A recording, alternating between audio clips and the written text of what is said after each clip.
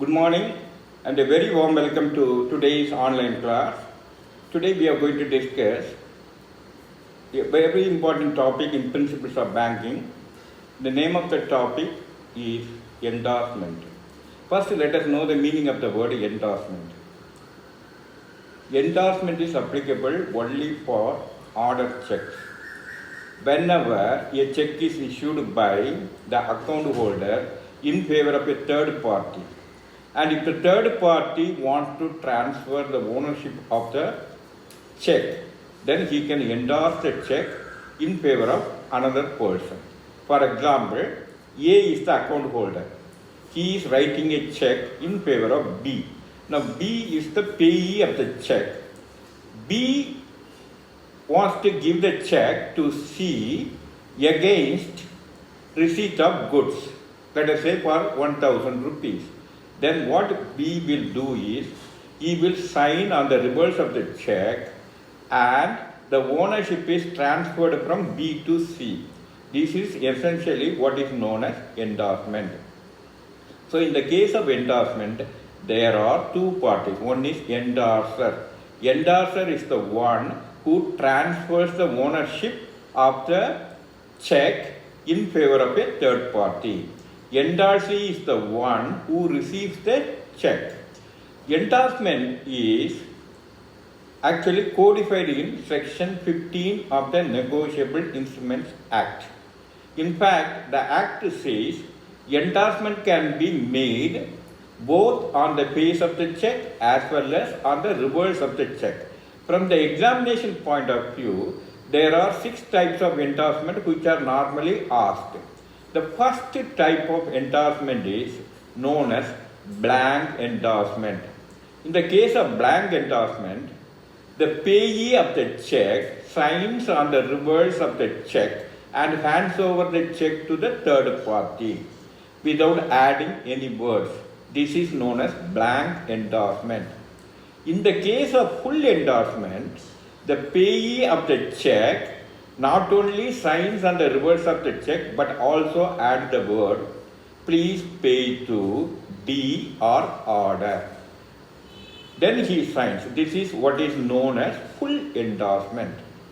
Supposing the payee writes the word, please pay to D only and signs, then it is known as restrictive endorsement. Now the fourth type of endorsement is known as partial endorsement. For example, the check is for 5,000 rupees and the payee of the check endorses in favor of D and E. Pay to D 3,000 rupees, pay to E 2,000 rupees and signs on the reverse. This is what is known as partial endorsement, but this type of endorsement is not accepted by the paying banker. This check will be dishonored. Then there is the most important endorsement, which is known as sans recourse endorsement. Sans recourse means without any liability on my part.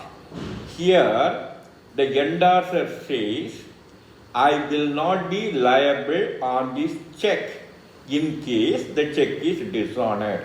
This is what is known as sans recourse endorsement. How sans recourse endorsement will be made in the check is something like this. Please pay to C or order sans recourse. If that word is added, this is known as sans recourse endorsement. Then there is one more endorsement which is known as facultative endorsement. Actually, the endorser has certain rights under the Negotiable Instruments Act. Supposing he is waiving some of these rights, then it is known as facultative endorsement. For example, in case a check is dishonored, it is the duty of the paying banker not only to inform the account holder of the check but also the endorser of the check. Supposing in the endorsement, if it is written, paid to C, notice of dishonor waived. That means you need not inform me about the dishonor, but still I am liable for this check. This is known as facultative endorsement.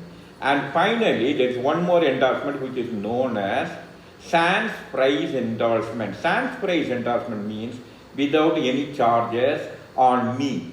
The endorser says, if you honor the check, please do not collect any charges in my account. So these are the 6 types of endorsement. Friends, this is important from the examination point of view, and no other question will be asked. There are 2 more questions which I thought I should share with you. One important question is, if one of the endorsements is forged, in that case, paying banker is not liable. Remember, if endorsement is forged and if the check is paid by the paying banker, he is not liable to the account holder. This is one important question that may be asked in the examination. So with these words, I am closing the session. Let us meet tomorrow. Thank you.